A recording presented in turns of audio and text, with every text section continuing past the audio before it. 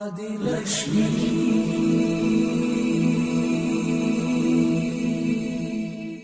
श्री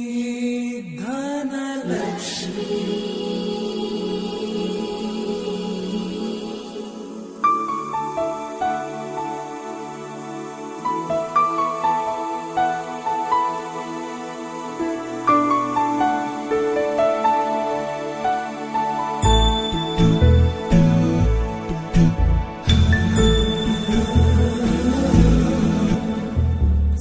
सुमनसवन्दित सुन्दरि माधवि चन्द्र सहोदरि हेममयि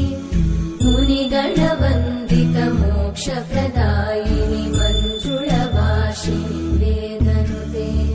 पङ्कजवासिनि देव सुपूजित सद्गुणवर्षिणि शान्तियुते जय जय हे मधुसूदन कामिनि आदिलक्ष्मि जय पालय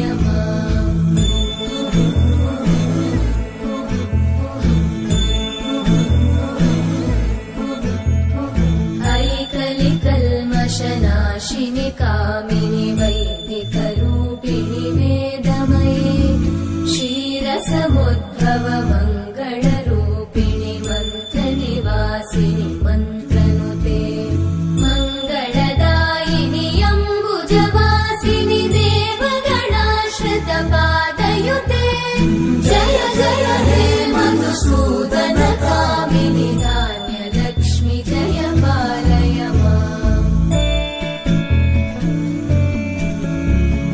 जय वरवर्णिनि वैष्णवि भार्गवि मन्त्रस्वरूपिणि मन्त्रमये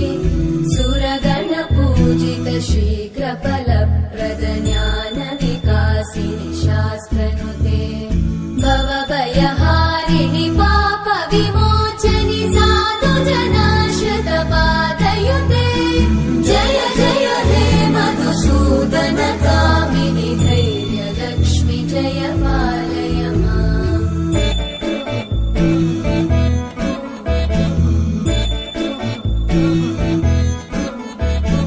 जय जय दुर्गतिनाशिनि कामिनि सर्वफलप्रद शास्त्र